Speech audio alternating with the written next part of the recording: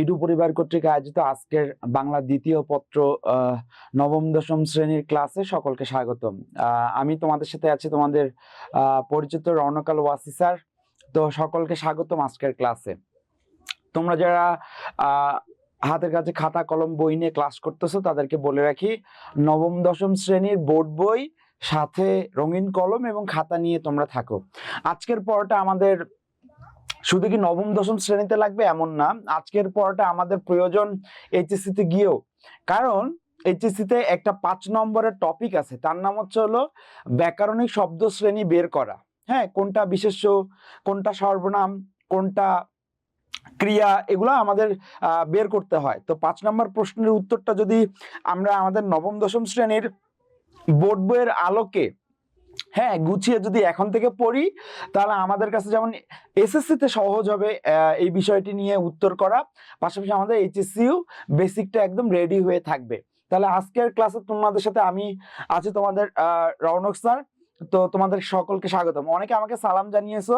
হ্যাঁ, ওয়ালাইকুম আসসালাম। আমি অনেক ভালো আছি, আর তোমাদের ক্লাস নিতে আসলে মনটা তো আরো বেশি ভালো হয়ে যায়।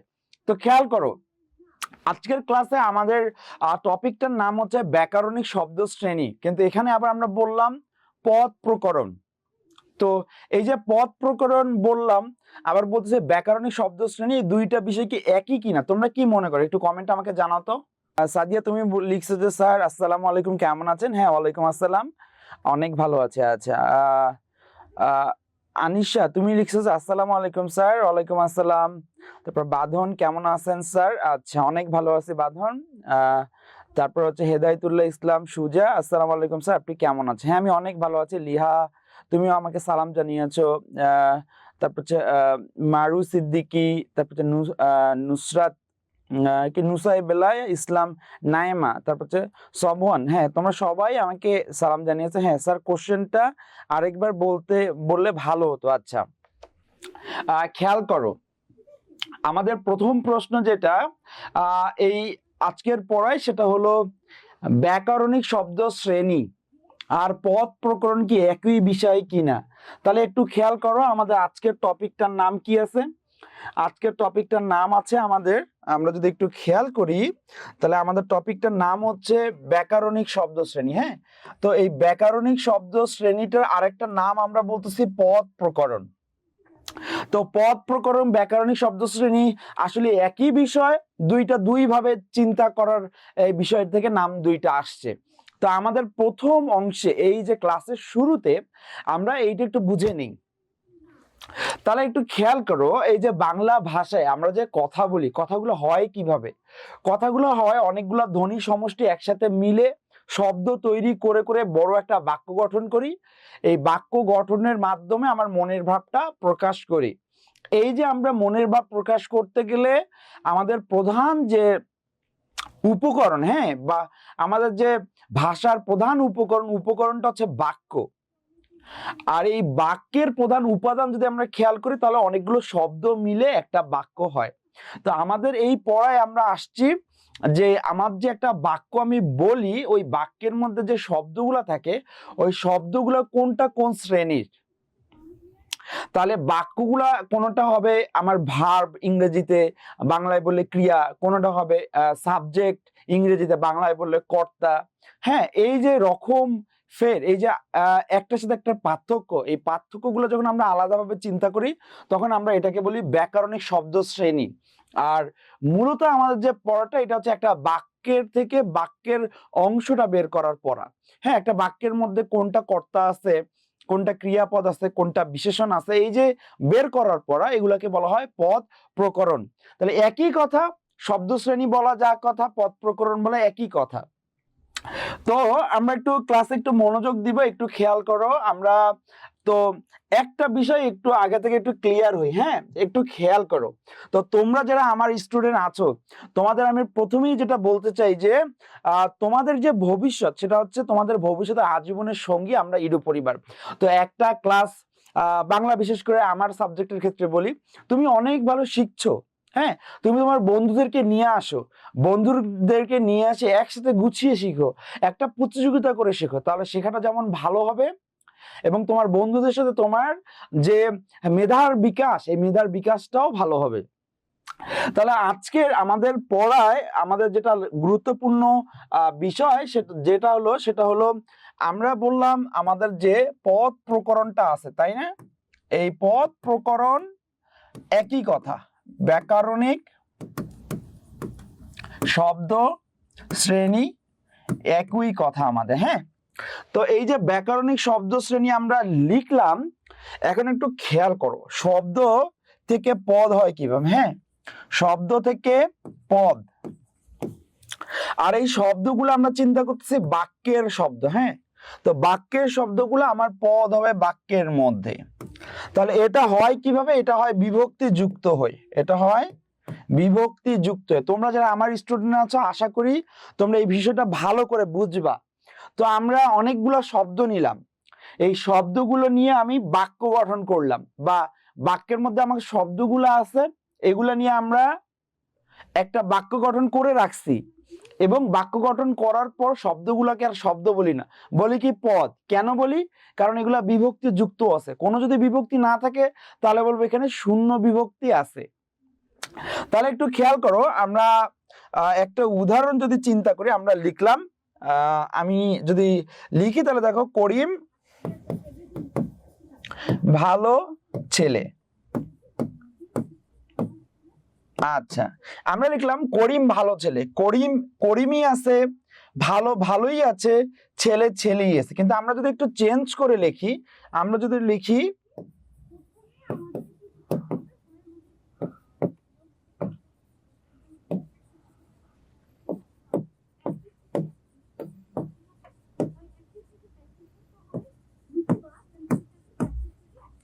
আচ্ছা খেয়াল করো, এর পরের বাক্যটা আমরা লিখলাম করিমকে ভালো ছেলে বলে জানি।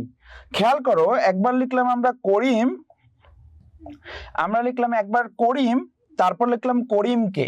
এই যে আমাদের বাক্যটার একটু পরিবর্তন। হ্যাঁ, করিম থেকে আমরা লিখলাম করিমকে।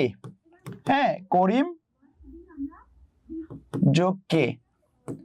এই যে আমরা কে যুক্ত করলাম, আমাদের প্রথম বাক্যটা করিম ভালো ছেলে। হ্যাঁ, এখানে আমার কোনো বাক্যের সাথে এক্সট্রা কোনো কিছু যুক্ত নাই, কিন্তু পরের বাক্যের মধ্যে আমরা লিখলাম করিমকে ভালো ছেলে বলে জানতাম। তাহলে করিমের সাথে করিম কে আছে। এই যে আমার মনের ভাবটা সুন্দর করে প্রকাশ করার জন্য এই যে শব্দগুলো ছিল, শব্দগুলোর সাথে কিছু একটা যুক্ত হলো, এগুলো কি শব্দাংশ। হ্যাঁ, শব্দের অংশ। এই যে যুক্ত হলো, যুক্ত হয়ে আমার মনের ভাবটা ভালো করে প্রকাশ করতেছে। এই যে মনের ভাবটা ভালো করে প্রকাশ করার জন্য যে শব্দাংশ যুক্ত হলো, এটাকে আমরা বলবি বিভক্তি। বিভক্তি যুক্ত হয়ে এই শব্দগুলোকে একটা নতুন প্রাণ দান করলো। হ্যাঁ, এই কারণে আমরা বলবো শব্দ অনেকই আছে, অনেক শব্দ আছে, কিন্তু শব্দটা যখন আমি বাক্যে ব্যবহার করব, বাক্যের প্রয়োজন অনুযায়ী একটু আমরা মডারেট, একটু ঘষা মাজা করে নিব, একটু বাক্যের উপযোগী করে নিব। এই যে বাক্যের উপযোগী করে নিলাম, এটা কিভাবে হলো? বিভক্তি প্লাস শব্দ যুক্ত হয়ে বাক্যের মতো করে আমরা পদ গঠন করলাম। তাহলে খেয়াল করো, শব্দ বিভক্তি যুক্ত হবে হয়ে আমার পদ গঠন করবে। তাহলে করিম, আমার এখানে যদি কোনো বিভক্তি না থাকে তাহলেও আমরা বলবো শূন্য বিভক্তি আছে। আর যখন আমাদের কে বিভক্তি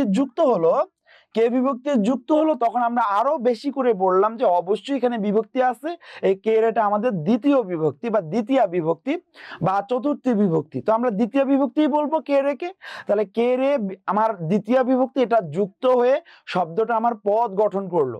যদি কোনো বিভক্তি না থাকে তাহলে বলবো শূন্য বিভক্তি আছে। তাহলে একটা শব্দ থেকে একটা পদ হওয়ার জন্য বিভক্তি যুক্ত হতে হয়। তাহলে বিভক্তি যুক্ত হয়ে বাক্যের অন্তর্গত এই শব্দগুলো মিলে আমাদের পুরো ব্যাকরণিক শব্দ শ্রেণীর পড়া। আর ব্যাকরণিক শব্দ শ্রেণী যখন আমি বললাম, এটাকে আমি পদ প্রকরণও বলতে পারি, মানে পদের আলোচনা নিয়ে যে অংশ। তাহলে এইটা ছিল আমাদের প্রথম প্রশ্নের উত্তর, যে ব্যাকরণিক শব্দ শ্রেণী পদ প্রকরণ কি একই বিষয় কিনা। হ্যাঁ, একই বিষয়। শব্দ শ্রেণী বললেও যা বুঝায়, পদ প্রকরণ একই কথা। তো এটার পর আমরা যেটা শিখলাম, বাক্যের মধ্যে যে শব্দগুলো আছে আলাদা আলাদা শব্দ বলতে পারি, কিন্তু যখন আমি বাক্য গঠন করলাম তখন শব্দগুলোর সাথে একটা বিভক্তি যুক্ত হয়ে মানে বাক্যের একটু পরিবর্তন করছি আমরা, কোনো বিভক্তি যুক্ত নাই, তার মানেও কিছু একটা যুক্ত আছে যেটাকে শূন্য বিভক্তি বলি। আর যখন দ্বিতীয় বিভক্তি, চতুর্থ বিভক্তি, পঞ্চম বিভক্তি, ষষ্ঠ বিভক্তি এগুলো থাকবে, তখন আরো সহজভাবে বুঝতে পারলাম আমরা। তাহলে বিভক্তি যুক্ত হয়ে শব্দকে আমরা পদ বানাই, বাক্যের মনের ভাব প্রকাশ করার জন্য যা দরকার সেই অনুযায়ী তৈরি করি। তাহলে এই ছিল আমাদের পদ প্রকরণের প্রথম বেসিক কথা। এরপর আসো এই পদ প্রকরণ কত প্রকার, বা হলো আমরা যদি চিন্তা করি পদ প্রকরণটা হয় কিভাবে, তাহলে একটু খেয়াল করো আমাদের এই প্রশ্নের উত্তরে। সেটা হচ্ছে আমরা যখন পদ বিবেচনা করব, আমরা কি বললাম, যখন আমরা পদ বিবেচনা করব, হ্যাঁ, পদ বিবেচনা করলে আমাদের শব্দ শ্রেণী যদি আমরা চিন্তা করি, তাহলে আমাদের ব্যাকরণিক শব্দ শ্রেণী 8 প্রকার। হ্যাঁ, 8 প্রকার। আমাদের ব্যাকরণ শ্রেণী কত প্রকার? আমরা যদি পদ বিবেচনা করি, মানে আমরা বাক্যের একটা করে পদ হিসেব করে যদি চিন্তা করি, তাহলে আমাদের ব্যাকরণিক শব্দ শ্রেণী হচ্ছে 8 প্রকার। এগুলো কি? এগুলা বিশেষ্য, বিশেষণ, সর্বনাম, হ্যাঁ, তারপর হচ্ছে ক্রিয়া, ক্রিয়া বিশেষণ, আবেগ শব্দ, যোজক শব্দ, অনুসর্গ। এই হচ্ছে 8টা প্রকার। আমরা সিরিয়ালি 8টা প্রকারে যাব। তার মধ্যে আজকে আমরা শুরু করব বিশেষ্য থেকে। তো বিশেষ্য আমরা বুঝতে গেলে সবার আগে বুঝতে হবে যে বিশেষ্য বিষয়টা কি, এটা কিভাবে হয়। তো কারা কারা বিশেষ্য সম্পর্কে জানো একটু কমেন্টে লিখো তো। আচ্ছা, বাঁধন মজুমদার তুমি লিখছো বিশেষ্য মানে কোনো কিছুর নাম। লিহা, আচ্ছা আচ্ছা, আমি ক্লিয়ার করে লিখতেছি, চিন্তার কিছু নাই। আচ্ছা, সিদ্দিকি তুমি লিখছো আমি জানি। আর মিনহাজ তুমি লিখছো স্যার আপনার সাথে আজকে আমার প্রথম ক্লাস। হ্যাঁ মিনহাজ, ক্লাসটা মনোযোগ দিয়ে করো, শেষ পর্যন্ত অনেক কিছু শিখবো আমরা। আচ্ছা, নাফিসা তুমি লিখছো স্যার এটা তো আমরা অনেক ছোট থেকেই পড়তেছি, একটু খেয়াল করো। আচ্ছা, তো আমরা বললাম আমাদের ব্যাকরণিক শব্দ শ্রেণী 8 প্রকার। এটা তোমাদের বোর্ড বইয়ের মধ্যে গুছিয়ে দেয়া আছে। বোর্ড বইয়ের প্রথম অংশে আছে যে উৎস অনুসারে, হ্যাঁ, ভাষাটা কোন কোন উৎস থেকে এসেছে, কোন কোন ভাষা থেকে এসেছে। এই জন্য আমরা বলছি যে তৎসম, তদ্ভব, দেশি শব্দ, বিদেশি শব্দ। তারপর আমরা মৌলিক অংশ, সাধিত শব্দ, মৌলিক শব্দ, সাধিত শব্দ, এইভাবে 2 প্রকার ভাগ করেছি। আর একটা পদ বিবেচনায় আমরা 8 প্রকারে ভাগ করেছি। তো আমরা পদ বিবেচনায় ব্যাকরণিক শব্দ শ্রেণীর যে ভাগ, এখান থেকে এগিয়ে এসে প্রথম যে বিশেষ্য, এই বিশেষ্য নিয়ে আমরা আজকের ক্লাসে শুরু করলাম পড়াটা। তাহলে খেয়াল করো, প্রথমত বিশেষ্য বলতে আমরা কি বুঝি, এটা একটু এখানে আছে, একটু দেখো আমার সাথে, তোমরা তাহলে বুঝতে। অনেকে লিখছে যে কোনো কিছুর নামকেই স্যার বিশেষ্য বলে। তাহলে বিশেষ্য মানে আমরা যেটা বুঝতে চাচ্ছি একটু খেয়াল করো, বিশেষ্য মানে আমরা বলতে চাচ্ছি যে যেসব শব্দ দিয়ে ব্যক্তি, প্রাণী, স্থান, বস্তু, ধারণা, গুণের নাম বোঝায়। এই গুণের নামটা আমাদের জন্য ইম্পর্টেন্ট, এটা একটু ব্যতিক্রম। তো গুণের নামটা আমি একটু ভালো করে শিখবো, সেগুলোকে বিশেষ। তাহলে কোনো কিছুর নাম, যে কোনো কিছুর নাম স্থানের হতে পারে, ব্যক্তির নাম হতে পারে, প্রতিষ্ঠানের নাম হতে পারে, যে কোনো কিছুর নাম, গুণের নাম, এগুলোকে আমরা বিশেষ হিসেবে জানি, যেটা তোমরা সবাই জানো। ইংরেজিতে এটাকে বলা হয় নাউন। তাহলে আমরা নজরুল, বাঘ, ঢাকা, ইট, জোভান, সততা এগুলা বিশেষ্য হিসেবে জানি। এখন প্রশ্ন হলো বিশেষ্য কত প্রকার? তো তোমাদের নবম দশম শ্রেণীর বোর্ডে বিশেষ্য 6 প্রকার দেয়া আছে। তো এই 6 প্রকারটাই তোমরা বেসিক হিসেবে শিখবা। এখন এইচএসসি তে উঠে, হ্যাঁ, এইচএসসি তে উঠে অনেকগুলা বাজারের বইয়ের মধ্যে বিশেষ্য আরো কয়েক প্রকার পাবা। তুমি কোনটাকে আদর্শ ধরে নিবা, তুমি বিশেষ্য কত প্রকার, বিশেষণ কত প্রকার, সর্বনাম কত প্রকার, এইটা আদর্শ ধরে নিবা তোমাদের এই 19 এর বোর্ড বইকে। তোমরা তোমাদের নবম দশম শ্রেণীর এই বোর্ড বইয়ে যে বেসিকটা শিখবা, এটাই তোমরা তোমাদের এইচএসসি তে গিয়েও লিখবা। মানে এই প্রশ্নের ভবিষ্যতে পড়বা তোমরা, আগেই তোমাদের জানিয়ে রাখলাম। আচ্ছা, তাহলে আমরা বিশেষ্য সম্পর্কে শিখতেছি। বিশেষ্য প্রথমেই আমরা যেটা বললাম, যে কোনো কিছুর নামকে বিশেষ্য বলা হয়। তবে এখানে গুণের নাম বলে আর একটা কথা আছে, সততা, সরলতা, এই জিনিসগুলো আমরা আমাদের ক্লাসের মাঝামাঝি শিখে ফেলবো। তো আমি যেগুলোকে বেশি ইম্পর্টেন্ট দিচ্ছি, এগুলো একদম মুখস্থর মতো করে নিবা। তাহলে পরীক্ষায় তোমাদের এমসিকিউ পরীক্ষাগুলো যেমন উত্তর করতে পারবা, ভবিষ্যতে ভর্তি পরীক্ষায়, চাকরির পরীক্ষায় অনেক ভালো করতে পারবা। আর বাংলার এটাই বেসিক। হ্যাঁ, তাহলে খেয়াল করো, আমরা যে বিশেষ্য কত প্রকার, এই প্রশ্নের উত্তরে বললাম নবম দশম শ্রেণী তোমাদের বইয়ে যা দেয়া আছে এইটাই তোমরা সারা জীবন একটা মডেল হিসেবে ধরে নিবা বা আইডিয়াল আদর্শ হিসেবে ধরে নিবা। তাহলে বিশেষ্য কাকে বলে আমরা শিখে ফেলছি, যে কোনো কিছুর নামকে বিশেষ্য বলে। বিশেষ্য কত প্রকার, তোমাদের বই 6 প্রকার দেয়া আছে, এই 6 প্রকার আমরা ভালো করে শিখবো। তাহলে প্রথম প্রকার যেটা আছে সেটা হচ্ছে নাম বিশেষ্য। আচ্ছা, আর যে 6 প্রকার আমরা বললাম, এই 6 প্রকার এখানে আছে দেখো, নাম বিশেষ্য, জাতি বিশেষ্য, বস্তু বিশেষ্য, সমষ্টি বিশেষ্য, গুণ বিশেষ্য এবং ক্রিয়া বিশেষ্য। এই 6টা নামের মধ্যে গুণ বিশেষ্য, তারপর হচ্ছে ক্রিয়া বিশেষ্য, এগুলো আমাদের জন্য বেশি ইম্পর্টেন্ট। আর এই যে নাম বিশেষ্য, জাতি বিশেষ্য, বস্তু বিশেষ্য, এই যে 3টা আছে তাই না, এই 3টে কিন্তু কাছাকাছি। বস্তু বিশেষ্য, নাম বিশেষ্য, এগুলা কাছাকাছি, এগুলো একটু বুঝে নিতে হবে। নাম আমি যেটা বললাম এটা কিন্তু বস্তু বিশেষ্যও হতে পারে, জাতি বিশেষ্য আমি যেটা বললাম এটা কিন্তু বস্তু বিশেষ্যর ক্ষেত্রেও হতে পারে। আর আমি যে জাতি বিশেষ্য বললাম এটা কিন্তু আবার আমাদের নাম বিশেষ্যের ক্ষেত্রেও হতে পারে। তো একই নাম 3 জায়গায় থাকতে পারে, কিন্তু আমরা বেসিকটা একটু শেখার চেষ্টা করি। তাহলে একটু মনোযোগ দাও ক্লাসের মধ্যে। আমরা বললাম আমাদের বিশেষ্য 6 প্রকার, আমরা এটা বুঝে গেছি। এরপর আমরা প্রথম যে প্রকারটা আছে আমাদের নাম বিশেষ্য, এই নাম বিশেষ্যটা একটু শিখবো। তো এখানে কি আছে একটু দেখো তোমরা।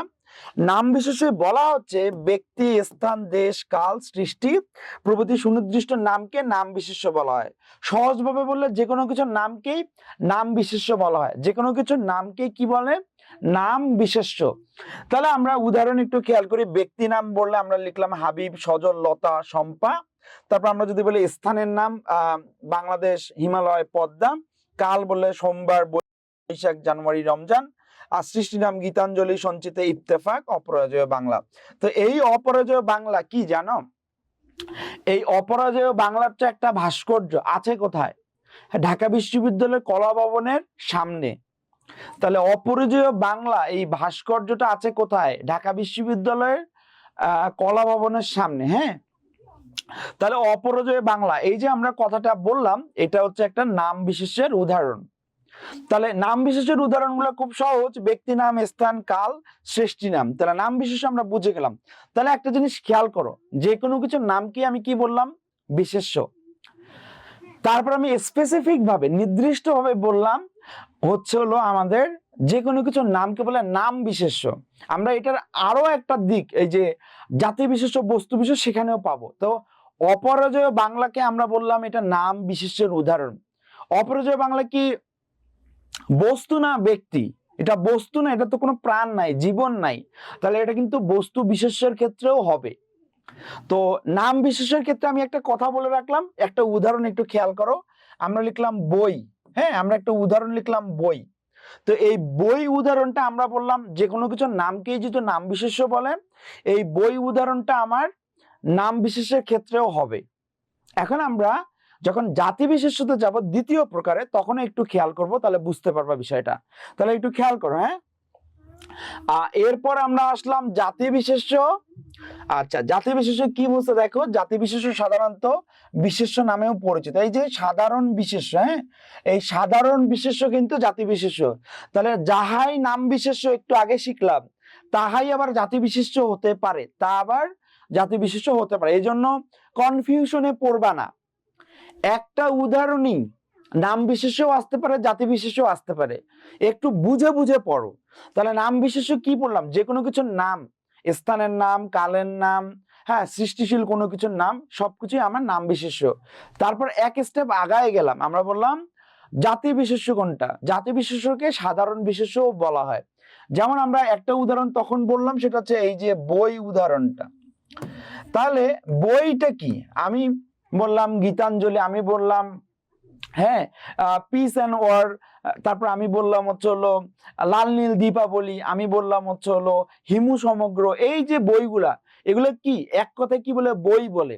তাহলে বইগুলোর একটা একটা আলাদা নাম না বলে আমি এটা জাতিবাচক বই বলে সম্বোধন করলাম। তাহলে কি আমি জাতিবাচক অংশ বই উদাহরণটা বলতে পারি না? অবশ্যই আমি এখানেও আমি এই উদাহরণটা বলতে পারি। তাহলে খেয়াল করো, আমরা প্রথম প্রকারটা শিখলাম নাম বিশেষ্য, তারপর আমরা জাতি বিশেষ্য, জাতি বিশেষ্যকে সাধারণ বিশেষ্য বলা হয়। তো গরু, ছাগল, ফুল, ফল, আমি বললাম গোলাপ, গোলাপ, আমি বললাম জবা, এগুলো কি ফুলের নাম, এটা আমার কি হবে, এটা হবে আমার, খেয়াল করো, এটা হবে আমাদের নাম বিশেষ্য। তারপর এই যে গোলাপ, জবা, এগুলো কি, এগুলো হচ্ছে ফুল, এটা জাতিকে বোঝাচ্ছে, কোন শ্রেণীর। আমি বললাম রুই, কাতলা, মৃগেল, এগুলো কি, এগুলা মাছের নাম। তাহলে মাছ, এই যে কথাটা বললাম, এটাকে আমরা জাতিবাচক বিশেষ্য হিসাবে বলতে পারি। তাহলে মানুষ, গরু, ছাগল, ফুল, ফল, নদী, সাগর, পর্বত, এগুলো হচ্ছে আমাদের জাতি বোঝায়। মানে আমি বললাম যে ভিক্টোরিয়া ফলস, হ্যাঁ, ভিক্টোরিয়া জলপ্রপাত না বলে আমি বলতেছি যে জলপ্রপাত। এই যে এইভাবে একটা সামষ্টিক নাম, সামষ্টিক নাম থেকে জাতি বিশেষ্য নামটা চলে আসলো। এরপরে খেয়াল করো, কোন দ্রব্য বা বস্তুর নামকে বস্তু বিশেষ্য বলে যার জীবন নাই। যেসব বিশেষের জীবন নাই সেগুলোকে আমরা বস্তু বিশেষ্য বলতে পারি। তাহলে এখানে যে আমরা বই উদাহরণটা লিখছি, হ্যাঁ, তাহলে বই উদাহরণটা কিন্তু আমাদের বস্তু বিশেষ্যের ক্ষেত্রেও হবে। তাহলে বই উদাহরণটা আমাদের নাম বিশেষ্যতেও হতে পারে, আমাদের জাতি বিশেষ্যের ক্ষেত্রেও হতে পারে, আমাদের বস্তু বিশেষের ক্ষেত্রেও হতে পারে। একই উদাহরণ তিন জায়গায় হতে পারে। এইটা নিয়ে তোমরা কনফিউশনে পড়ো, এই কনফিউশনের আমি উত্তরটা তোমাদেরকে দিয়ে দিলাম। তাহলে আর কি ভুল হবে বলো তো? বই আমাদের তিনটা ক্ষেত্রেই হবে, আমি কোন দিক থেকে বিবেচনা করতেছি এর ভিত্তিতে নামটা আসবে। তাহলে আমরা বস্তু বিশেষ্য কি বললাম? আমরা বললাম যার কোনো জীবন নাই, সেটাই হচ্ছে আমার বস্তু। আর বস্তু বিশেষ্য জন্য এর নাম বস্তু বিশেষ্য। মানে বস্তু যার জীবন নাই, এগুলার সাধারণ নামগুলা নিয়ে যে বিশেষ্যের অংশ, তাকে আমরা বস্তু বিশেষ্য হিসেবে নামকরণ করলাম। তাহলে ইট, লবণ, আকাশ, টেবিল, বই, এই যে বই, আমাদের উদাহরণটা এখানে চলে আসছে। তাহলে এতক্ষণ বই উদাহরণটা কিন্তু তোমাদের আমি বোর্ড বইয়ের উদাহরণ থেকেই বললাম, যাতে তোমরা বুঝতে পারো। আশা করি তোমরা এই প্রবলেমটার সমাধান পেয়ে গেছো। আচ্ছা, এরপর খেয়াল করো, আমাদের 4 নাম্বার নাম, সেটা হচ্ছে আমাদের সমষ্টি বিশেষ্য। সমষ্টি মানে কি? সমষ্টি মানে একটা দলকে বোঝায়, হ্যাঁ, একটা গোষ্ঠীকে বোঝায়। আর যেটা আমাদের জাতিতেও হতে পারতো, এই যে ফুলের নাম, ফলের নাম, মাছের নাম, একটা করে গোষ্ঠীর নাম বলতেছি আমি, এভাবেও হতে পারতো। তবে এই যে আমাদের সমষ্টি বিশেষ্য আমরা নামটা বললাম, এটা আমাদের ইংরেজি ধারায় নিয়ে আসা হয়েছে। আমরা প্রপার নাউন, কমন নাউন, হ্যাঁ, কমন নাউন যে শিখলাম, তারপর হচ্ছে হলো ম্যাটেরিয়াল নাউন, অ্যাবস্ট্রাক্ট নাউন, হ্যাঁ, এই যে নাউনগুলো, নামগুলো আছে, বিশেষ্যের আদলে আমাদের বাংলাতেও এই নামকরণগুলো করা হয়েছে। তাহলে এখানে সমষ্টি বিশেষ্য আমরা কি শিখবো? কালেকটিভ নাউন যেটা আছে আমাদের, ওই কালেকটিভ নাউনেরই বাংলা হচ্ছে সমষ্টি বিশেষ্য। এখানে জনতা, পরিবার, ঝাঁক, বাহিনী, মিছিল, এগুলোকে সমষ্টি বিশেষ্য বলে। তো সমষ্টি বিশেষ্যের নামগুলো কিন্তু খুবই গুরুত্বপূর্ণ, এগুলো আমরা ভুলে যাই, এগুলো আমাদের ভুলে গেলে চলবে না। তাহলে জনতা, পরিবার, ঝাঁক, বাহিনী, মিছিল, এগুলো আমাদের সমষ্টি বিশেষ্য। বেশি করে চিন্তা করলে মিছিল শব্দটা আমাদের জন্য ইম্পর্টেন্ট। এখানে আমাদের হচ্ছে হলো মানুষ, ফুল, ফল, এগুলো ইম্পর্টেন্ট ছিল। আর আমাদের বস্তু বিশেষ্যের ক্ষেত্রে আমাদের ছিল এই যে বই উদাহরণটা, এটা বেশি ইম্পর্টেন্ট ছিল। আমি কিন্তু তোমাদের পড়ানোর পাশাপাশি কোনটা বেশি গুরুত্বপূর্ণ সেগুলোও কিন্তু শিখিয়ে দিচ্ছি। আচ্ছা, এরপর আমাদের যে 5 নাম্বারটা আছে গুণ বিশেষ্য, এই গুণ বিশেষ্য আমাদের জন্য বেশি গুরুত্বপূর্ণ, এটা একদমই ভুলে গেলে আমাদের চলবে না। তাহলে এই গুণ বিশেষ্যটা একটু খেয়াল করো তোমরা। গুণগত অবস্থা বা ধারণার নামকে গুণ বিশেষ্য বলে। সরলতা, দয়া, আনন্দ, গুরুত্ব, এগুলো আমাদের জন্য খুবই ইম্পর্টেন্ট, খুবই গুরুত্বপূর্ণ, ভেরি ভেরি ইম্পর্টেন্ট। তাহলে গুণ বিশেষ্য মানে কি বোঝায়? গুণ বিশেষ্য মানে বোঝায় কোন গুণের নাম, হ্যাঁ, কোন সাধারণ বৈশিষ্ট্য, কোন সাধারণ ধর্ম, যা বিশেষণ না, অ্যাডজেক্টিভ না, যেটা হচ্ছে আমার নাউন বুঝাবে, হ্যাঁ, বিশেষ্য বুঝাবে। তাহলে কোনো কিছুর গুণের নাম যেটা বিশেষ্য হয়, সেগুলোই আমাদের গুণ বিশেষ্য। তাহলে আমরা এখানে বলছি সরল, সরল, কঠিন। সরল, কঠিন কি? এটা হচ্ছে বিশেষণ। কিন্তু আমি বললাম সরলতা, এটা হচ্ছে আমাদের গুণ বিশেষ্য। মানে বিশেষণ অংশ থেকে পরিবর্তিত হয়ে যে ধরনের বিশেষ্য গঠন করা হয়, তাকে বলা হয় গুণ বিশেষ্য। তাহলে সরল থেকে আমরা বললাম সরলতা, তরল থেকে আমরা বললাম তারল্য, কঠিন থেকে আমরা বললাম কাঠিন্য। এগুলো হচ্ছে আমাদের গুণ বিশেষ্যের উদাহরণ। তাহলে সরলতা, দয়া, আনন্দ, গুরুত্ব, দীনতা, ধৈর্য, এগুলো আমাদের গুণ বিশেষের উদাহরণ। তাহলে গুণ বিশেষটা আমরা অনেক ভালো করে পড়বো, এটা আমাদের জন্য খুবই গুরুত্বপূর্ণ একটা পড়া। তারপর আছে ক্রিয়া বিশেষ্য। তাহলে নামটা থেকে একটু বোঝার চেষ্টা করো।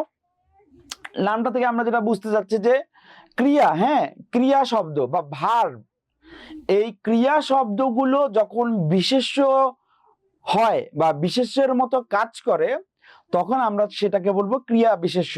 তো এই যে ব্যতিক্রম বিষয়গুলা, গুণ বিশেষ্য যেটা আমাদের বিশেষণের সাথে সম্পর্কিত, তারপর আমাদের ক্রিয়া বিশেষ্য যেটা আমার ক্রিয়াপদের সাথে সম্পর্ক, এগুলো আমরা কেন বেশি গুরুত্বপূর্ণ মনে করতেছি? কারণ এটা একটু আলাদা, ব্যতিক্রম। ঠিক আছে, যেমন মিছিল, এটা সমষ্টি বিশেষ্য, এটা আমাদের যেমন বুঝতে হবে, এরকম গুণ বিশেষ্য এবং আমাদের ক্রিয়া বিশেষ্য এটাও অনেক ভালো করে বুঝতে হয়। তাহলে ক্রিয়া বিশেষ্যের ক্ষেত্রে আমরা যেটা বলতে চাচ্ছি যে ক্রিয়া বা নাম মানে ভার্ব যেগুলা, এই ভার্বগুলার যখন বিশেষ্য গঠন করা হয়, বিশেষ্য তৈরি করা হয় ভার্বগুলো দিয়ে, তখন তার নাম ক্রিয়া বিশেষ্য। আমরা কয়েকটা উদাহরণ খেয়াল করি। এখানে আছে আমাদের হচ্ছিল নেওয়া, হ্যাঁ, নেও, আমরা বললাম নেও, নেও থেকে আমরা বললাম নেওয়া, হ্যাঁ। তারপরে আমরা বললাম হচ্ছে হলো আমরা বললাম হচ্ছে করা, করা থেকে আমরা বললাম করানো, আমরা বললাম করানো। তারপরে আমরা বললাম হচ্ছে হলো পড়া, পড়া থেকে আমি বললাম পঠন, হ্যাঁ, পঠন। তারপরে আমি বললাম শোয়া থেকে, দেখো আমি শোয়া থেকে বললাম শয়ন, শোয়া থেকে বললাম আমরা শয়ন। এই যে পঠন, শয়ন, হ্যাঁ, তারপর হচ্ছে হলো এদিকে করানো, তারপর হচ্ছে হলো নেওয়া, এগুলো কি? এগুলা আমার ক্রিয়াপদ। এই ক্রিয়াপদটা যখন বিশেষ্য গঠন করা হয়, তখন তাকে বলা হয় ক্রিয়া বিশেষ্য। তাহলে এই ছিল বিশেষ্য নিয়ে আমাদের বেসিক আলোচনা। তো তোমরা বুঝতে পারছো কিনা একটু কমেন্ট আমাকে জানাও। তো আমি লিখতেছো সোহবান, তুমি লিখছো স্যার ক্লিয়ার, বুঝতে পারছি। আচ্ছা, নাইমা তুমিও লিখছো স্যার আপনার সাথে প্রথম ক্লাসে, ক্লাসে অবশ্যই মনোযোগ দাও, আর যখনই বুঝতে পারবে না নাইমা, তুমি অবশ্যই আমাকে প্রশ্ন করিও। আচ্ছা, তারপর হচ্ছে হলো তাসরিফা, তুমি লিখছো জি স্যার বুঝেছি।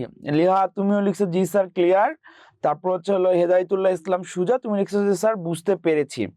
বাঁধন মজুমদার, তুমিও লিখছো যে স্যার বুঝতে পারছি। আচ্ছা, রুবাইয়া তুমি লিখছো যে স্যার ক্লিয়ার, একদম ক্লিয়ার স্যার। আচ্ছা, ওসমান গনি তুমি লিখছো জি স্যার ক্লিয়ার স্যার। হ্যাঁ, তোমাদের সবারই কমেন্ট দেখতে পাচ্ছি আমি।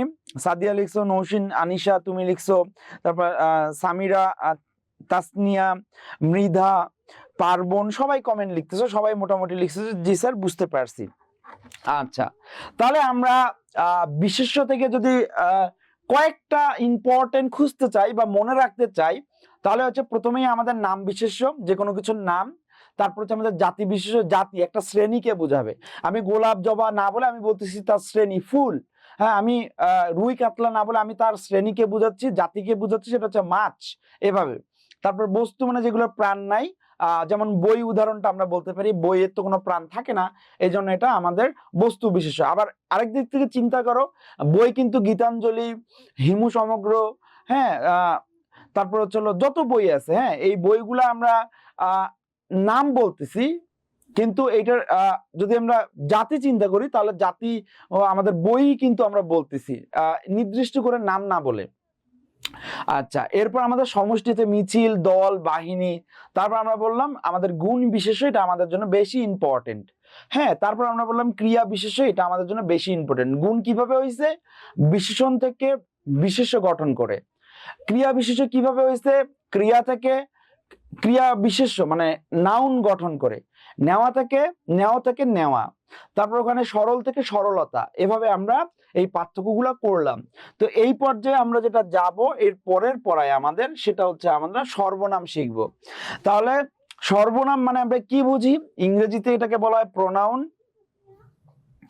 বাংলা সর্বনাম হচ্ছে যেখানে আমরা বিশেষ্য ব্যবহার করি, বিশেষ্য বা নাউনের পরিবর্তে যখন কোনো পদ ব্যবহার করার প্রয়োজন হয়, সেই পদটা আমাদের কে হবে? আমাদের হবে সর্বনাম। সর্বনাম তাহলে বাংলায় কর্তা বা সাবজেক্টের জায়গায় বসে। কর্তা বা সাবজেক্টের জায়গায় বিশেষ্য না বসে যে পদ বসে, তখন আমরা সেই পদকে বলবো আমরা সর্বনাম। তাহলে একটু খেয়াল করো, আমরা যদি এই উদাহরণগুলো একটু খেয়াল করি, এখান থেকে যদি একটু পড়তে চাই, আচ্ছা তাহলে একটু দেখো তোমরা, এখান থেকে যদি আমরা পড়তে চাই, তাহলে বিশেষ্যের পরিবর্তে সর্বনাম শব্দ বসে। বাক্যের মধ্যে বিশেষ্য যে ভূমিকা পালন করে, সর্বনাম অনুরূপ ভূমিকা পালন করে। শিমুল মনোযোগের সঙ্গে পড়াশোনা করত, তাই সে পরীক্ষায় ভালো করেছে। এই যে তাই সে, সেটাকে শিমুল, হ্যাঁ শিমুলকে আমরা সে বলতেছি। তাহলে দ্বিতীয় বাক্যে সে, প্রথম বাক্যে শিমুলকে পরিবর্তে বসেছে।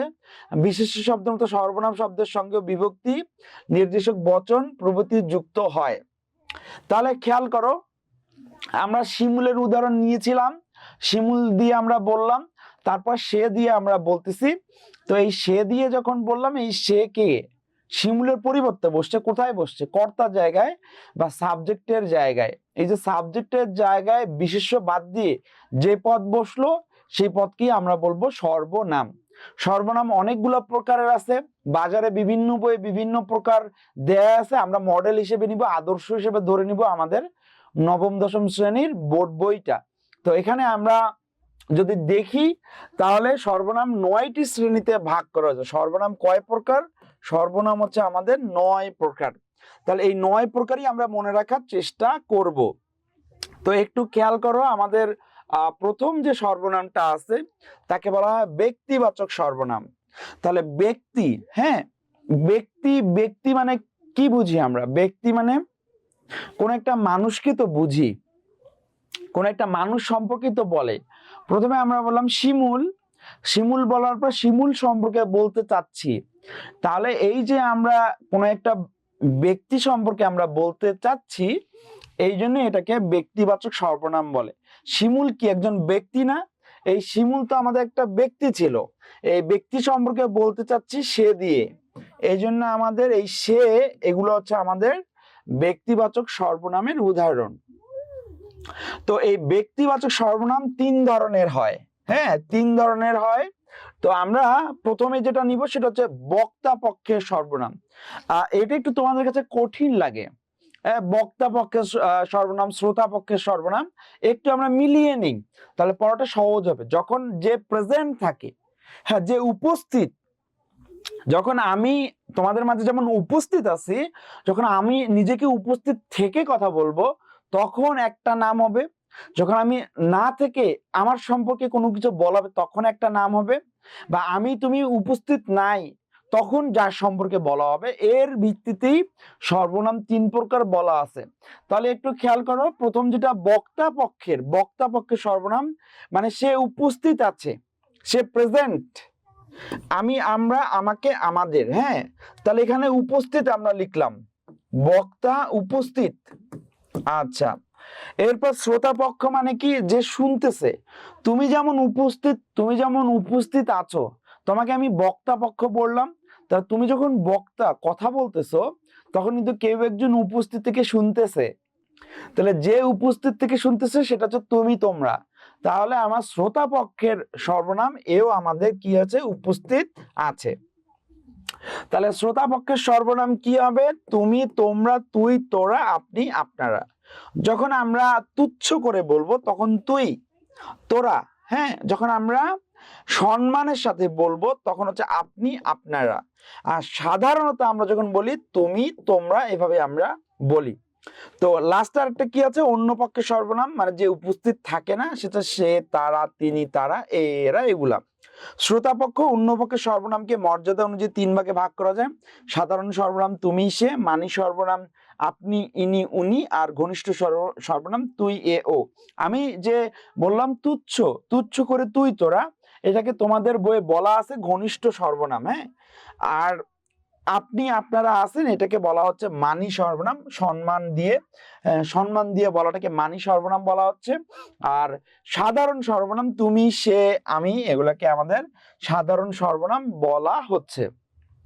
তাহলে আমরা সর্বনাম আমরা জানি এটা 9 প্রকার। এই 9 প্রকারের মধ্যে আমরা এক প্রকার শিখে ফেললাম, সেটা হচ্ছে আমাদের কি, সেটা হচ্ছে আমাদের ব্যক্তিবাচক সর্বনাম। তাহলে ব্যক্তিবাচক সর্বনামে আমরা কি শিখলাম? ব্যক্তিবাচক সর্বনাম ব্যক্তিকে বোঝায়। এই ব্যক্তিটা উপস্থিত থাকতে পারে, বক্তা যে কথা নিজে বলবে সে থাকবে। যখন আমি ব্যক্তিটাকে উপস্থিত বললাম তখন সেটা অনেক ক্ষেত্রে কি হবে, সেটা অনেক ক্ষেত্রে কাউকে শোনানোর জন্য বলা হচ্ছে, মানে শ্রোতা পক্ষে তুমি তোমরাও উপস্থিত থাকবে। আর অন্য পক্ষ মানে সে উপস্থিত নাই, সে তিনি এগুলা। আচ্ছা, তারপর আমরা শিখলাম আমাদের যে এই যে আমি আমরা তুমি তোমরা সে তারা তুই আপনি এগুলো আছে, তার মধ্যে আপনি দিয়ে বললে এগুলোকে মানি সর্বনাম, সাধারণত সে তুমি এগুলো আমাদের সাধারণ সর্বনাম, এবং তুচ্ছ করে তুই ও তুই তোরা এগুলোকে আমরা কি বললাম, এগুলোকে আমরা বললাম ঘনিষ্ঠ সর্বনামের উদাহরণ। তো আমরা সর্বনামের একটা পড়া পড়ে ফেললাম, এরপরে আমরা বাকি পড়াগুলোয় আসি। তো সর্বনামের বাকি পড়াগুলো পড়ার জন্য একটা ছোট্ট টিপস একটু খেয়াল করো। এই টিপসটা হচ্ছে তোমরা যে নাম পাবা সর্বনামের, ওই নামের উদাহরণগুলাই আসে। হ্যাঁ, ওই নামেরই উদাহরণ হবে, মানে সর্বনামের নাম যেটা দেয়া ওই নামেরই ওইটাই উদাহরণ হয়। তাহলে একটু খেয়াল করো এই কথাটা। আমরা বললাম আত্মবাচক, আত্ম মানে কি, আত্ম মানে কি নিজে না, এই নিজেটাই এর উদাহরণ। তাহলে খেয়াল করো এই যে স্বয়ং নিজে, স্বয়ং নিজে, এই যে আত্ম বললাম, আত্ম মানে কি, আত্ম মানে নিজেকে বুঝায় না, এই যে নিজে স্বয়ং এগুলাই এর উদাহরণ। তো বাকি যে আমরা সর্বনামের প্রকারগুলা পাবো এই নামের সাথে উদাহরণের একই মিল পাবা তোমরা। তো বাকিগুলো মনে রাখাটা সহজ, তাহলে এই ট্রিক্সটা একটু মনে রাখো। সর্বনামের নাম যেটা হবে ওই নামেরই আদলে উদাহরণগুলো হবে। তাহলে আমরা আত্মবাচক সর্বনাম পেয়ে গেছি নিজে, স্বয়ং এগুলা। নির্দেশক সর্বনাম কি, নির্দেশ করে, হ্যাঁ, এ এই এরা ইনি, দূর নির্দেশক ওই ওরা ওগুলা উনি। নির্দেশক নির্দেশক এটা সহজ আছে বুঝতে পারবা। অনির্দিষ্ট সর্বনাম অনির্দিষ্ট করে, কেউ কোথাও কিছু একজন, অনির্দিষ্ট করে বোঝালে।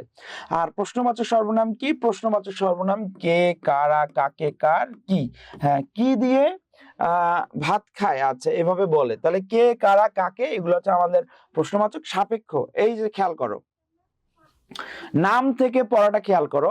আমরা বললাম সাপেক্ষ সর্বনাম, একজনের সাপেক্ষে আরেকজন। তাহলে এই যে একজনের সাপেক্ষে আরেকজন আমরা বলতেছি, তাহলে তো দুইটা পক্ষ আছে এখানে। এই যে দুইটা পক্ষ ধরে বলা এগুলোকে সাপেক্ষ সর্বনাম বলে। খেয়াল করো এই সাপেক্ষ সর্বনাম কিন্তু আমাদের আরেকটা জায়গায় গিয়ে প্রয়োজন, সেটা হচ্ছে বাক্য রূপান্তর।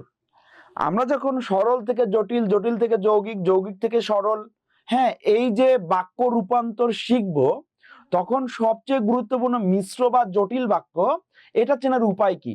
মিশ্র বা জটিল বাক্য চেনার উপায়, সেখানে সাপেক্ষ সর্বনাম থাকবে।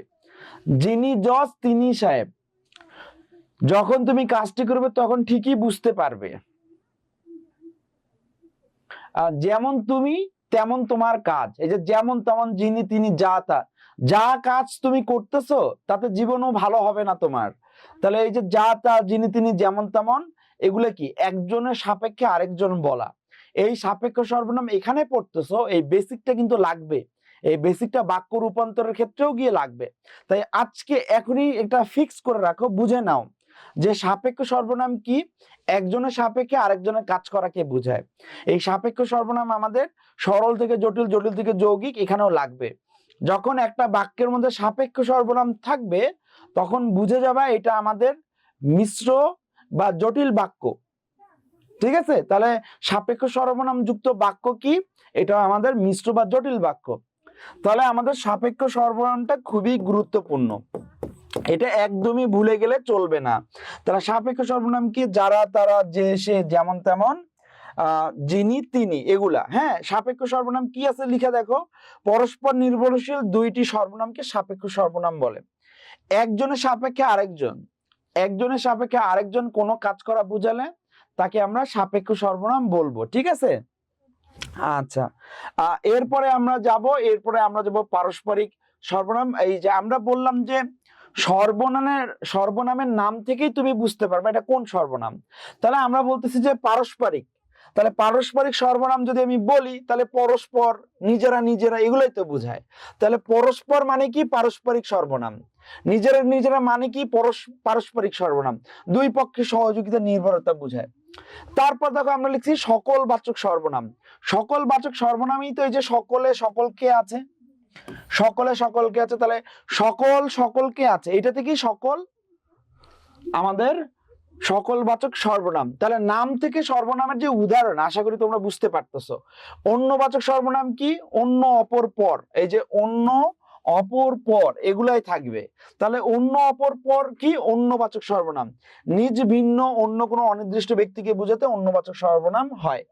ব্যক্তি, বস্তু, ভাবের সমষ্টি সকল বাচক সর্বনাম হয়। তাহলে সর্বনাম মনে রাখার জন্য ট্রিক্স যেটা হচ্ছে, সর্বনামের নাম পারস্পরিক সর্বনাম, সর্বনামের নাম হচ্ছে অন্যবাচক সর্বনাম। তাহলে অন্যবাচক সর্বনামে অন্য, অপর, পর এই অন্যটাই থাকবে। পারস্পরিক সর্বনামে পরস্পর, নিজের নিজের এটাই থাকবে। হ্যাঁ, এভাবে আমরা সহজেই বোঝার চেষ্টা করব। তাহলে আমাদের সর্বনামের জন্য গুরুত্বপূর্ণ সাপেক্ষ সর্বনাম বেসিক, এটা আমাদের পরবর্তী পড়াতেও লাগবে। তারপর আমাদের ব্যক্তিবাচক সর্বনাম যেটা 1 নম্বরে আমরা শিখছি, সেটা আমাদের প্রয়োজন। তারপরে এই নামগুলো থেকে আলাদা আলাদা করে প্রশ্ন, মানে কে, কারা, কিনি, কাকে, এগুলো প্রশ্ন বুঝাবে। হ্যাঁ, এইভাবে আমরা নাম থেকেই সর্বনামগুলো মনে রাখার চেষ্টা করব। এই পর্যায়ে একটু আমাকে বলো ক্লাসটা তোমাদের কেমন লাগছে। যদি ক্লাসটা ইন্টারেস্টিং লাগে তাহলে তোমাদের বন্ধুদেরকে নিয়ে একসাথে ক্লাস করো, তোমরা শেয়ার করো পড়াগুলা, ইডু পরিবারের সাথে থাকো এবং তোমাদের বন্ধুদেরকেও আমাদের ইডু পরিবারে ভর্তি হয়ে জয়েন হয়ে ক্লাসগুলো করার আমন্ত্রণ জানাও। হ্যাঁ, এই পর্যায়ে একটু আমাকে বলো তো তোমাদের কোনো প্রশ্ন আছে কিনা।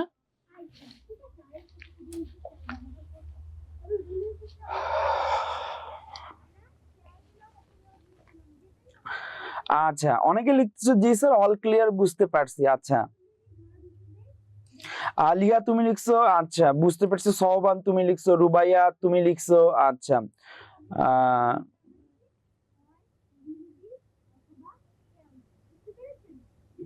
আচ্ছা, তুমি একটা প্রশ্ন করছো রুবাইয়া যে স্যার তুই তোরা এসব কি আপন বুঝায় না স্যার। আচ্ছা আচ্ছা, তোমার প্রশ্নের উত্তরটা আমি দিতেছি, একটু খেয়াল করো। আমাদের এই যে যদি 1 নম্বরে আমরা খেয়াল করি, আমাদের এই যে উদাহরণটা আছে, হ্যাঁ, তো এই যে একটু খেয়াল করো, এখানে তুই তোরা এটা আছে। হ্যাঁ, তুই তোরা, তুমি বলতেছো স্যার তুই তোরা কি কোন সর্বনামটা হবে? তো এটাকে আমরা বলতেছি যে ব্যক্তিবাচক সর্বনাম, ব্যক্তি বুঝাবে। ব্যক্তিটা কিভাবে বোঝায়? ধরো আমি বললাম তোমার কেমন ক্লাস লাগতেছে। হ্যাঁ রুবাইয়া, তোমার কেমন ক্লাস লাগতেছে? তুমি বললে যে স্যার আমার ভালো লাগতেছে। তাহলে আমি যে বললাম তোমার কেমন ক্লাস লাগতেছে বা ক্লাসটা কেমন বুঝতেছো তুমি, তাহলে তুমি তো আমার সামনে আসো, তুমি আমার সামনে থেকে তোমাকে দেখে বললাম না আমি। তাহলে তোমাকে যে দেখে বললাম, এই জন্য তুমি হচ্ছে আমার আমার কথা শুনে আমি বুঝতে পারতে, তুমি বললো যে হ্যাঁ স্যার ক্লাসটা বুঝতেছি। তাহলে আমি নিজে প্রশ্ন করলাম, আমি হচ্ছে বক্তা পক্ষ, মানে আমি যে বক্তব্য দিলাম, আর তুমি বক্তব্যটা শ্রবণ করলা, শুনলা, তুমি তো শ্রোতা পক্ষের, শ্রোতা শুনলা। দুইজনে কিন্তু উপস্থিত আছি আমরা, দুইজনে লাইভ আছি। হ্যাঁ, দুইজনে ইন্টারাকশন আছে, এই জন্য দুইজনে একসাথে আছে। এই জন্য যখন আমি বলবো বক্তা পর্যায়ে, মানে আমি আমরার ক্ষেত্রে, আর যখন শ্রোতা তুমি শুনবা তখন তুমি তোমরার ক্ষেত্রে। আর এখানে বলা হচ্ছে তুই তোরা, এভাবে বললে এটা হচ্ছে আমাদের কি হবে? এটা হচ্ছে আমাদের ঘনিষ্ঠ সর্বনামের উদাহরণ হবে। আর যখন আমরা তুমি তোমরা বলবো তখন এটা সাধারণ, আর আপনি দিয়ে যখন বলবো এটা হচ্ছে মানি সর্বনামের উদাহরণ। তাহলে তুমি যেটা প্রশ্ন করছো যে স্যার তুই তোরা এসব কি আপন বুঝাই না স্যার? হ্যাঁ, আপন তো বুঝাচ্ছে, এগুলো আপন বুঝাচ্ছে, কিন্তু আপন এর উদাহরণটা একটু খেয়াল করো তোমরা। আমরা যদি এখানে চিন্তা করি, সেটা হচ্ছে আমাদের এখানে একটু খেয়াল করো, এই যে হচ্ছে পারস্পরিক সর্বনাম। তো তুমি বলতেছো যে পারস্পরিক সর্বনাম কি দুইটা পক্ষ লাগবে না? এই যে দুইটা পক্ষের সহযোগিতা বা নির্ভরতা, হ্যাঁ, নিজেরা নিজেরা এইটাই শব্দ থাকবে। পরস্পর এইটাই শব্দটা থাকবে। পরস্পর দেখেই পারস্পরিক, নিজেরা নিজেরা থেকেই পারস্পরিক সর্বনাম বুঝবা তোমরা, ঠিক আছে? তাহলে তুই তোরা এটা যদি আমাদের বলে কোন সর্বনাম? ব্যক্তিবাচক সর্বনাম। ব্যক্তিবাচক সর্বনামের কোন পক্ষ? শ্রোতা পক্ষের সর্বনাম। এভাবে আমরা মনে রাখার চেষ্টা করব। আচ্ছা, আমরা এর পরের পড়ায় চলে যাব, সেটা হচ্ছে আমাদের বিশেষণ। তো বিশেষণ জিনিসটা কি? আমরা যদি ইংরেজি থেকে চিন্তা করি, বিশেষণ বলা হয় অ্যাডজেক্টিভকে। বিশেষণ কি করে? বিশেষণ হচ্ছে বিশেষ্য, হ্যাঁ, যেটা হচ্ছে নাউন, এই বিশেষ্য সম্পর্কে অতিরিক্ত দোষ গুণ তুলনা করে। যখন কোনো শব্দ বিশেষ্য, হ্যাঁ, বিশেষ্যর দোষ গুণ অবস্থা পরিমাপ করে, তখন তাকে আমরা বলবো সেই শব্দগুলোকে বিশেষণ। ইংরেজিতে বলে অ্যাডজেক্টিভ, বাংলায় বলে বিশেষণ। আর এই বিশেষণ যখন আমরা বললাম, তখন খেয়াল করো এখানে লেখা আছে আমাদের এই বিশেষণ হতে গেলে কি লাগবে। আমাদের এই যে বিশেষ্য আছে,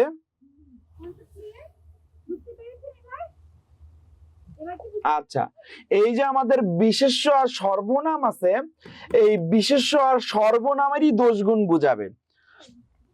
তাহলে আমাদের বিশেষণের সংজ্ঞা থেকে আমরা যেটা বেসিক শিখবো, সেটা হলো যখন আমাদের বিশেষ্য এবং সর্বনামের অতিরিক্ত অবস্থা গুণ পরিমাপ করবে, তখন সেটা কে করে? সেটা হচ্ছে বিশেষণ করে। তাহলে আমরা এখানে যদি খেয়াল করি, আমরা বললাম টাকা, এটা আমার একটা বিশেষ্য। কেমন টাকা? 50 টাকা। সমস্যা, কেমন সমস্যা? হাজার সমস্যা। মাছ, কেমন মাছ? তাজা মাছ। এই যে তাজা মাছ, মাছের অবস্থা বুঝেছে। মাছটা কি? মাছটা হচ্ছে একটা আমার বিশেষ্য। এই বিশেষ্যের কি অতিরিক্ত তথ্য দিচ্ছে কে? অতিরিক্ত তথ্য দিচ্ছে তাজা শব্দটা। তাহলে তাজা শব্দটা কি? এটা হচ্ছে আমার বিশেষণ। এইটা হচ্ছে বেসিকটা, তোমাদের বোঝা গেছে? তো একটা বিশেষ্য সম্পর্কে যখন অতিরিক্ত তথ্য দোষ গুণ তুলনা করব, তখন তাকে বলা হয় বিশেষণ। এখন প্রশ্ন হলো, স্যার বিশেষণ কত প্রকার? বাজারে অনেক প্রকার পাবা। এইচএসসি তে উঠে তোমাদের তো এই টপিকটা আবার পড়ানো হবে তোমাদেরকে, আবার তোমাদের এইচএসসি সিলেবাসে আছে। তো তখন তোমরা অনেক বই অনেক প্রকার দেখে মনে করবে কোনটা আদর্শ ধরে নিব আমরা। আদর্শ ধরে নিব আমরা আমাদের নবম দশম শ্রেণীর বইয়ের মধ্যে যা আছে। তোমাদের নবম দশম শ্রেণীর বইয়ের মধ্যে যত প্রকার আছে, এইটাই তোমরা শেখার চেষ্টা করো। এবং এইটা এইচএসসি গিয়ে মুখস্থ লিখতে হবে। এখানে তো নাম দেয়া আছে, এটা মুখস্থ লেখার প্র্যাকটিসটা লাগবে। তো এমন করে পড়ো যেন আস্তে আস্তে কয়েকবার পড়লে তোমার মুখস্থ হয়ে যায়। আচ্ছা, তাহলে আমরা যেখানে ছিলাম, আমরা বলতেছি যে আমাদের বিশেষণের শ্রেণী বিভাগ। তো শ্রেণী বিভাগটা একটু খেয়াল করি। বিশেষণ আমাদের হচ্ছিল কয়েকটা প্রকার, হ্যাঁ, বাক্যের মধ্যে বিশেষণটার অবস্থা কোথায় তা দিয়েও বিশেষণকে চিহ্নিত করা যায়। এইসব বিবেচনা বিশেষণকে নানাভাবে উপস্থাপন করা যেতে পারে। আচ্ছা আচ্ছা, তাহলে খেয়াল করো আমাদের প্রথম বিশেষণ যেটা, সেটা হচ্ছে বর্ণবাচক। লাল, নীল, হলুদ, সবুজ, এগুলোকে আমাদের বর্ণবাচক বিশেষণ বলা হচ্ছে। তারপরে আমাদের এইটা খুবই গুরুত্বপূর্ণ, গুণবাচক। অবস্থা বুঝায়, হ্যাঁ, কোনো বিশেষের অবস্থা বুঝালে তাকে গুণবাচক বিশেষ্য বলে। তাহলে দেখো আমরা বলতেছি যে ঠান্ডা, চালাক, এগুলা ঠান্ডা পানি, হ্যাঁ, চালাক লোক, এগুলো আমাদের গুণ বোঝায়, হ্যাঁ, বিশেষের গুণ বোঝায়। অবস্থা কি? চলন্ত, তরল, এগুলো অবস্থা বোঝায়। ক্রমবাচক কি? সংখ্যা। যখন সংখ্যা নির্দেশ করে, সংখ্যাবাচক শব্দগুলো হচ্ছে আমাদের বিশেষণ। আমরা উপরে উদাহরণ এখানে দেখো 50 টাকা পড়ছি, হ্যাঁ, টাকা শব্দটা হচ্ছে আমার বিশেষ্য। যখন এর সাথে 50 যুক্ত করলাম, 50 টাকা বললাম, তখন এই 50 শব্দটা হচ্ছে আমাদের বিশেষণ। তাহলে আমরা নামের পাশাপাশি পাচ্ছি ক্রমবাচক সংখ্যা। সংখ্যা বোঝালে সেগুলো হচ্ছে আমাদের বিশেষণের উদাহরণ। তাহলে একটু খেয়াল করো, বিশেষণ পড়ার ক্ষেত্রে এইটা আমরা একটু মনোযোগ দিয়ে পড়বো, যেখানে সংখ্যা বুঝে সেগুলা।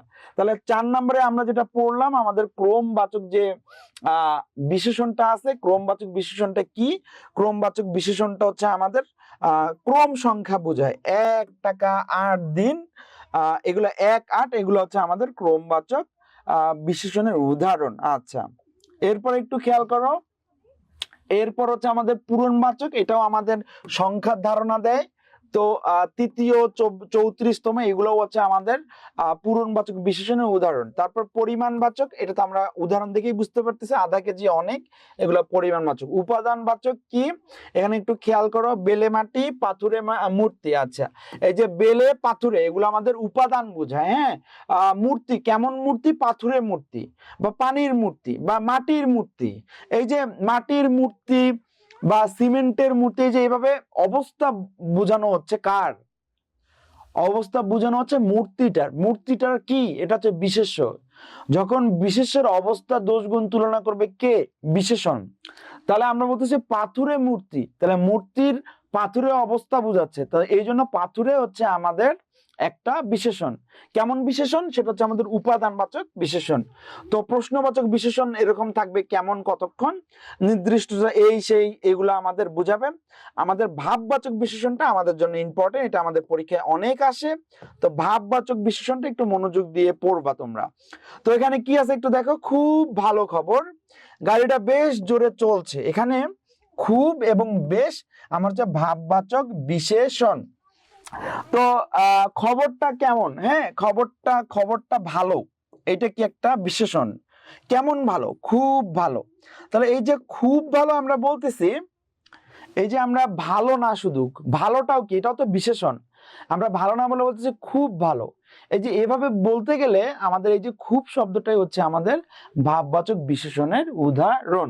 তারপর আছে আমাদের বিধেয় বিশেষণ, সেটা হলো একটু খেয়াল করো, লোকটা পাগল, এই পুকুরে পানি ঘোলা। এই যে পাগল, ঘোলা, এগুলো আমাদের বিধেয় বিশেষণ। তো আমরা এতক্ষণ যে উদাহরণগুলো খেয়াল করলাম সবগুলোই উদ্দেশ্য আমাদের বিশেষণের উদাহরণ। যখন অবজেক্টের অংশে, হ্যাঁ কর্তা বাদ দিয়ে কর্মের অংশে মানে অতিরিক্ত তথ্য দিবে আমাদের অবজেক্টের, হ্যাঁ এটাকে বাংলায় বলা হয় বিধেয় অংশের। যখন উদ্দেশ্য মানে কর্তা তা বাদ দিয়ে বিধেয় অংশ বা অবজেক্টের অংশে যখন আমাদের থাকবে হলো একটা বিশেষণ, মানে বিশেষের দোষ গুণ তুলনা করবে, তখন ওই বিধেয় অংশের বিশেষণটাকে আমরা বিধেয় বিশেষণ বলবো। তাহলে এখানে আমরা বলতেছি যে পুকুরের পানিটা কেমন ঘোলা। তাহলে আমার পানি শব্দের পরে আছে, মানে বিধেয় অংশে আসার জন্য ঘোলাকে আমরা বলবো বিধেয় বিশেষণ। তো বিশেষণ আমাদের জন্য ইম্পর্টেন্ট। যদি আমরা বিশেষভাবে একটু বোঝার চেষ্টা করি, তাহলে আমাদের এই যে বিধেয় বিশেষণ আছে, এই বিধেয় বিশেষণ, ভাব বিশেষণ, প্রশ্নবাচক বিশেষণ, আমাদের পূরণবাচক বিশেষণ, আর তারপরে যদি আমরা খেয়াল করি তাহলে আমাদের ক্রমবাচক বিশেষণ। একটু খেয়াল করো তোমরা, আমাদের ক্রমবাচক বিশেষণ, তারপর হচ্ছে গুণবাচক বিশেষণ, তারপর হচ্ছে আমাদের অবস্থাবাচক বিশেষণ, এগুলো আমাদের আর আমাদের জন্য ইম্পর্টেন্ট। আচ্ছা, বিশেষণ থেকে আমরা এই বিষয়গুলো শিখবো। হ্যাঁ, তারপরে আমাদের আরেকটা পড়া আছে ক্রিয়া বিশেষণ। আমরা এইটা পড়ে আজকের ক্লাসটা শেষ করবো, একটু খেয়াল করো।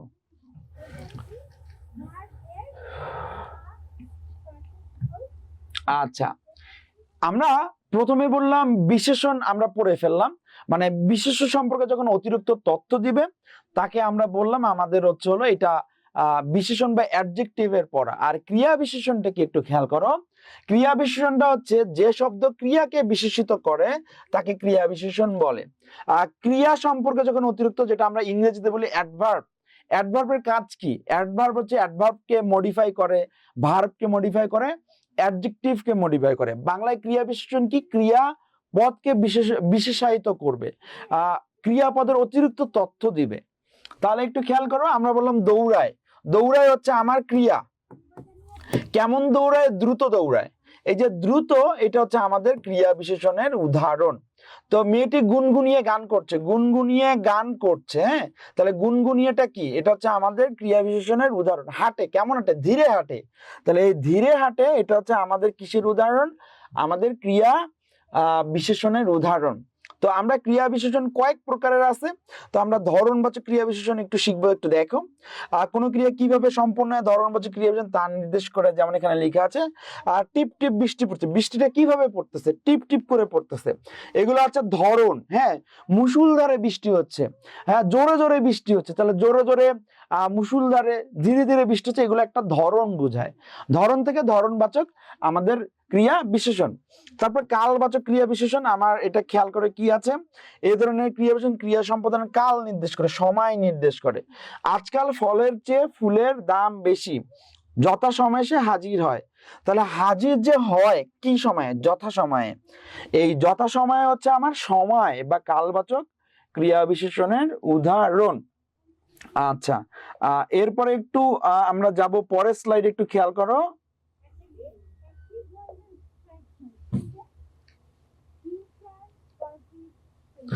আচ্ছা, এরপরে আমাদের 3 নম্বর যেটা হচ্ছে স্থান বিষয় ক্রিয়া বিশেষণ। তো স্থান ক্রিয়া বিশেষণে কি আছে একটু দেখো, এখানে আছে, একটু বুঝতে হবে আমাদের এটা। হ্যাঁ, ক্রিয়ার স্থান নির্দেশ করলে স্থানবাচক ক্রিয়া বিশেষণ বলে। মিছিলটি সামনে এগিয়ে যায়, তাকে কোথাও খুঁজে পাওয়া যাচ্ছে না।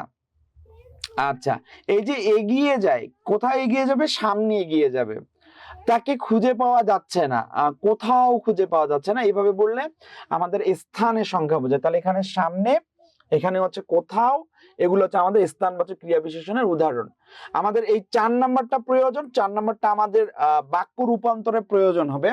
না নি ইত্যাদি যে ক্রিয়ার নেতিবাচক অবস্থা বোঝায়। নেতি মানে নেগেটিভ কথা, হ্যাঁ, ইংরেজিতে নেগেটিভ।